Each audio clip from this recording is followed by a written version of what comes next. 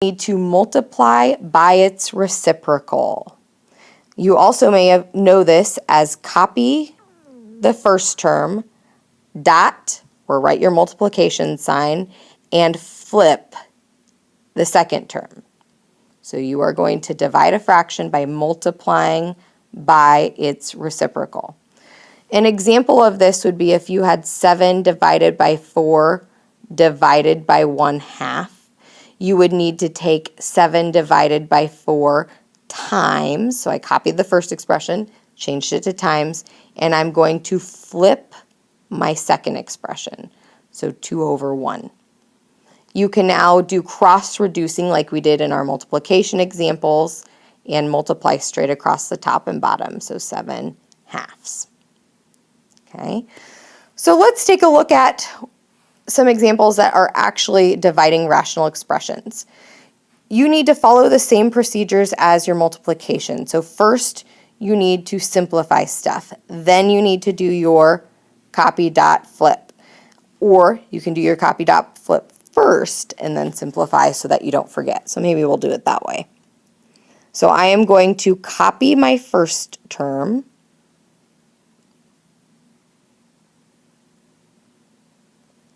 Change it to multiplication, and I need to take the reciprocal of my second term.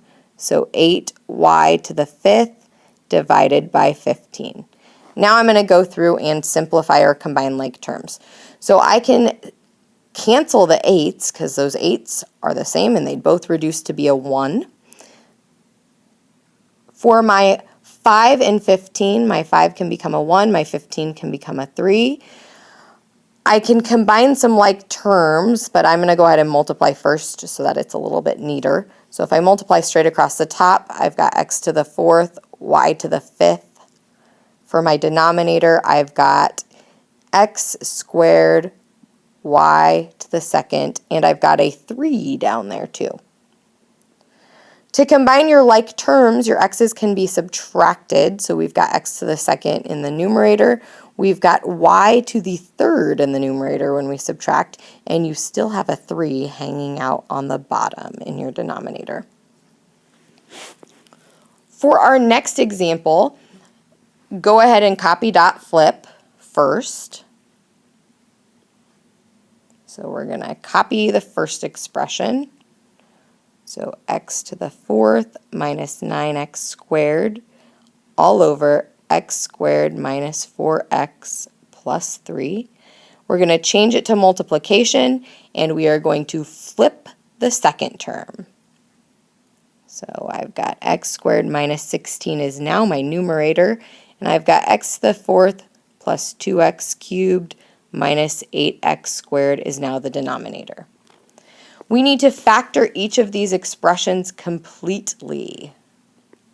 So let's go ahead and factor them one at a time.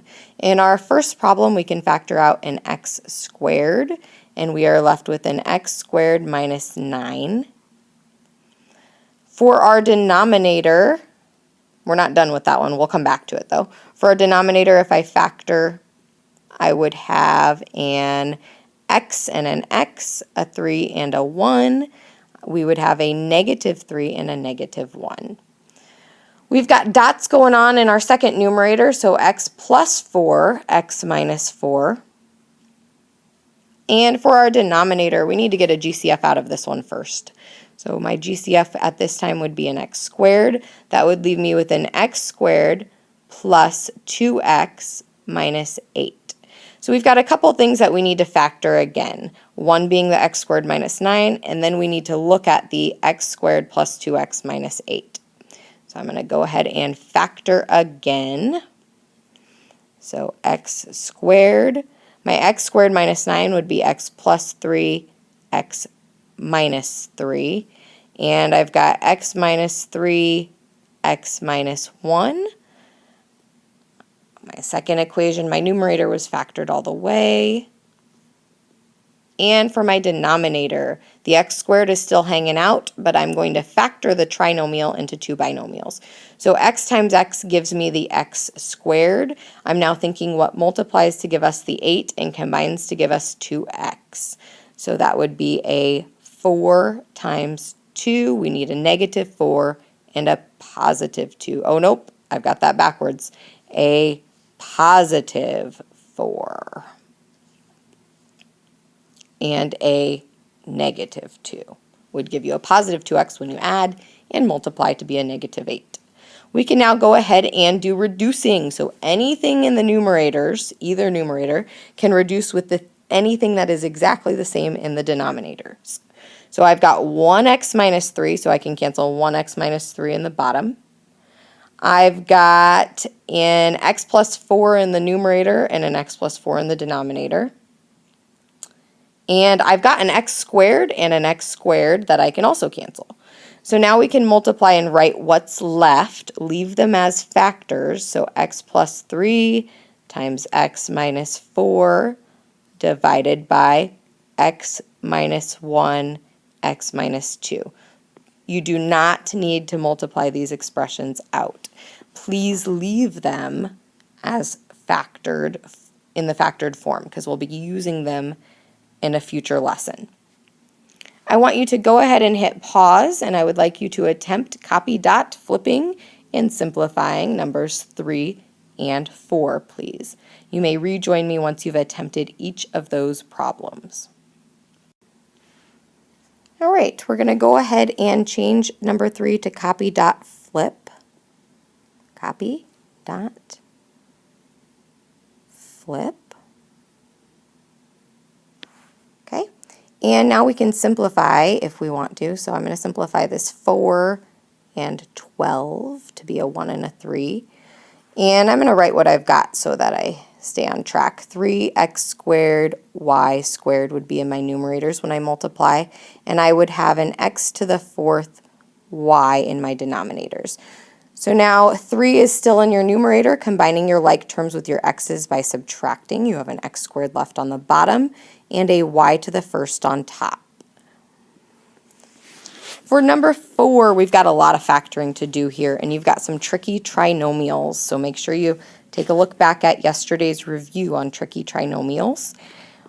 Our numerator factors into 2x plus 1, x minus 4. Our denominator is dots, so x plus 3, x minus 3.